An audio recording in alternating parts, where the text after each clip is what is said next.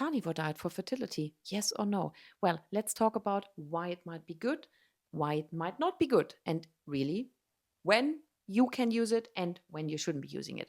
So, first of all, the carnivore diet leads to a massive reduction in dietary triggers. One of the biggest drivers of inflammation is continual exposure to dietary irritants, refined carbs, sugar, processed foods, gluten, dairy, plant anti-nutrients like lectins, oxalates. Especially if you're going dairy free, the carnivore diet eliminates pretty much all of them. So you have less immune activation from gut irritation. It means less inflammation. Second on the list is also that it greatly improves blood sugar and insulin dynamics because you're eliminating or massively reducing pretty much all carbs. So reduce insulin spikes obviously and therefore insulin resistance at some point. And this allows for lower basal insulin and reduced lipogenesis, and that is body converting sugar to fat, particularly visceral fat. And you have improved fat mobilization. And visceral fat is especially responsive to insulin exposure. Higher insulin tells the body to store fat around your organs. By lowering insulin load, you give the body a chance to burn that internal fat first. Another bonus point is keto, because when carbs are very low, the body shifts towards burning fat and ketones as fuel. And this shift encourages using stored fat, including visceral fat, for energy. And also, ketones have anti-inflammatory signaling effects. So they're boosting mitochondrial function and reduce oxidative stress. Another reason is that many people actually react to plant foods, especially those poorly digested. They can irritate the gut lining or feed dysbiotic bacteria or contribute to small intestinal bacterial overgrowth, or undigested lectins. They can tangle up immune reactions. Cutting them all out can give your gut a rest. So you have fewer leaky gut issues and lower immune activation. And then we have hormonal benefits. Improved insulin sensitivity helps relieve suppression of sex hormone binding globulin. And this leads to less conversion of testosterone androgens to estrogen and fatty tissue and improves cortisol dynamics. Yes, all good. Sounds all good, doesn't it?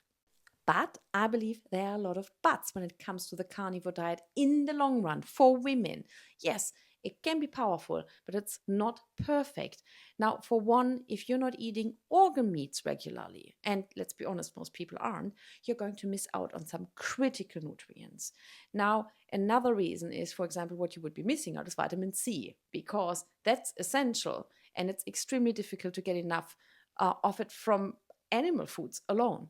Then it's not just about nutrients in theory, it also depends on your body composition. If you're struggling with heaps of visceral fat and inflammation, carnivore can be a sharper intervention and a good one because of how it hits insulin and calms inflammation. Great. But if you're lean like hell and you have little visceral fat, it might not be the smartest or most sustainable approach. And the other big point is long-term carnivore is extremely restrictive, especially for us women, I do find. Our hormones shift throughout the month and our food should too. We should not eat the same way all cycle long. Personally, I go for animal-based in my follicular phase, but I usually include fruit, so it's not carnivore. And once I'm in the luteal phase, I bring in starchy veggies, sprouts, microseeds, and a wider variety of plants. And that's because long-term hormonal health and gut diversity thrive on variety. So my personal stance is this: carnivore is an amazing intervention diet. I love it. And if you've tried everything else, if you've done the gut, the parasite work, and you're still highly inflamed and stuck, then this could be a really good reset button.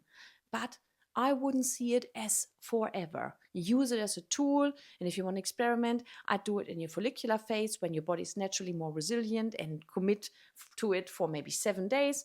And then it's enough to see results without locking yourself into something that doesn't serve you long term.